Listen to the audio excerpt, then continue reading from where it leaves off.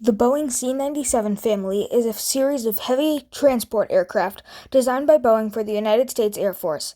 But the C97 has a weird history filled with many different versions and various proposed upgrade programs. Today we're going to explore that history right here on Michigan Coasters. Chapter 1: Development. In the 1940s, the U.S. Army Air Force was using a fleet of Fairchild C-82 and C-119s, Douglas C-47s, Douglas C-54s, and Curtiss C-46 airplanes as the backbones of its cargo fleet. These aircraft were great, but besides the C-54, they could not carry a large amount of cargo and were more suited for paratrooper operations. So the USAAF needed a solution. Design work began on the aircraft that would become the C-97 in 1942. The C-97 was created by using the lower fuselage, wings, engine layout, and tail, with the tail gunner position blocked off, of the B-29 Superfortress heavy bomber, and adding another bubble on top for a larger cargo space. The prototype, designated as XC-97, first flew on November 9th of 1944. The XC-97 was powered by the same four 2,200 horsepower Wright R3350 duplex Cyclone engines that the B-29 had. The first 9 airplanes were powered by the duplex Cyclone, but the 10th airframe onward was powered by Pratt & Whitney R4360 Wasp Major engines that produced 3,500 horsepower per engine. On the 9th of January 1945, the first prototype XC-97 flew from Seattle to Washington, D.C. in 6 hours, 4 minutes. It held an average speed of 383 miles an hour and was carrying 20,000 pounds of cargo. The C-97 had 2 clamshell doors containing retractable ramps in the tail section, under the vertical stabilizer. The C-97 could carry 35,000 pounds of cargo. The C-97 featured a pressurized cabin which made long flights more enjoyable. This was a notable feature which led to the next version of the airplane. Chapter 2: Stratocruiser. Around 1947, a new version of the C-97 was introduced. This was the 377 Stratocruiser. The Stratocruiser had a very innovative design for the time, featuring 2 decks in the cabin, pressurization, and a lounge. The 377 could carry up to 114 passengers between the 2 decks. In 1945, Pan Am placed the largest aircraft order in history at the time, paying $20 million for 20 Stratocruisers.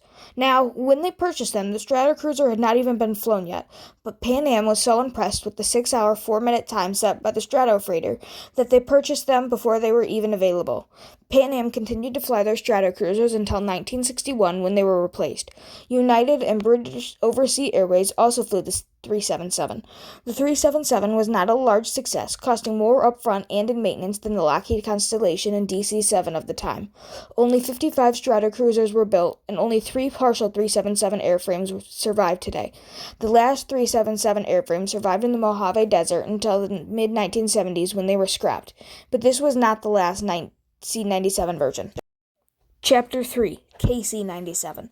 The KC-97 was largely the same design as the C-97, but the KC-97 was built for an entirely different purpose: aerial refueling.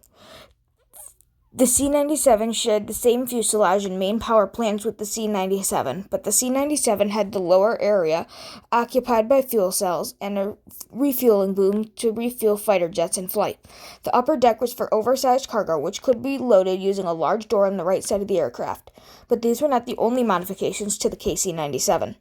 2 General Electric J47-GE-23 turbojet engines were added so the KC-97 could catch up to the fighters. But there were problems. Despite the addition of turbojets, the KC-97 still had to dive in order to catch up to the fighter jets, and the jets had to fly at nearly stall speed in order to be slow enough for the tanker. And when refueling B-52s, they had to fly with their spoilers and landing gear fully extended to be slow enough for the Stratotanker. Chapter 4: Upgrades and Revivals. Because of the problems that the C-97 family had, multiple proposals were made to upgrade and modernize the fleet. One of the proposals came in 1972 from General Dynamics. This was to improve the KC-97 tankers to make them more compatible with the jets of the air. The modifications include modifying the engine control display, modifying the de-icing system, removing the aging J-47 turbojets, and replacing the R4360 twin wasps with Allison T-56 turboprop engines. This would increase the max speed of the airplane while making a longer service life possible, but this was never implemented. Another proposal was the Boeing Model 493/C127. Proposed in 1952, this would add T-34 turboprop engines in a gull wing to a similar fuselage. This was to replace the C-97 and compete with the massive Douglas C-133. Another proposal was the 367-60. This was very similar to the C-127 proposal, but was a different proposal. It was to include different turboprop engines. Another part of the canceled 367 family was the 367-64.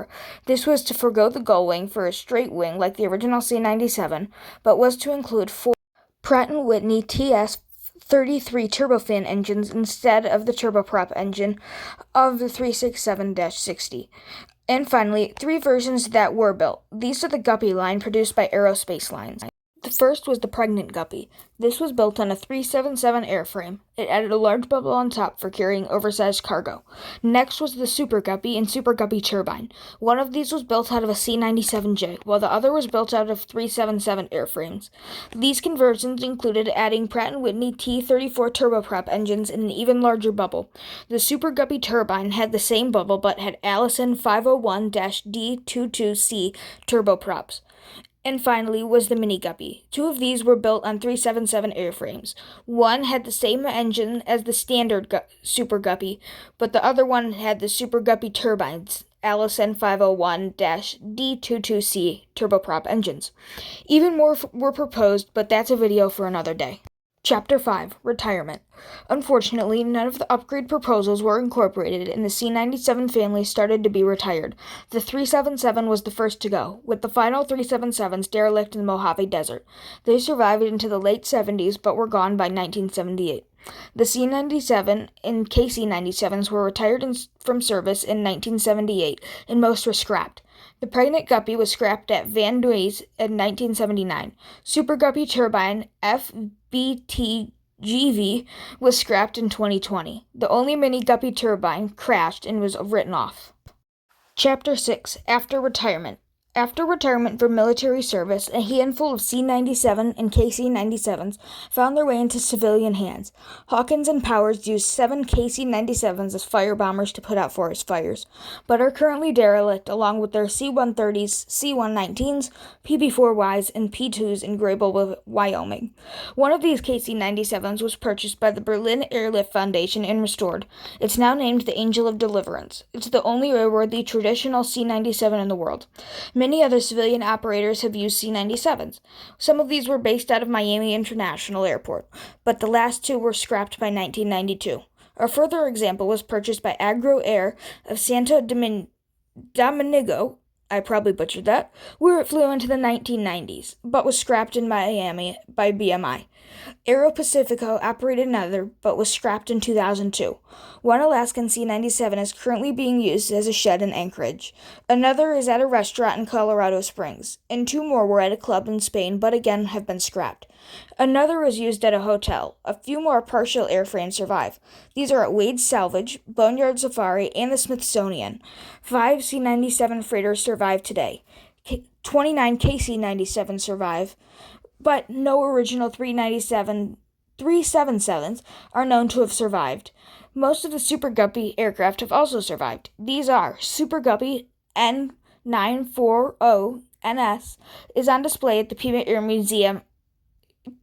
and Space Museum, Super Guppy turbine FBPPA is on display at the Musée Aéronautique in France. I probably butchered that as well. Super Guppy turbine FGDSG is on display at Airbus in Germany, and 1 Super Guppy is still in use with NASA as of 2024, and the only surviving Mini Guppy is on display at the Tillamook Air Museum. And with that, thanks for watching. It's been great making a video about one of my all-time favorite aircraft. But before I go, I'd like to ask if you like the content, please like and subscribe. It really helps a lot. But anyway, bye.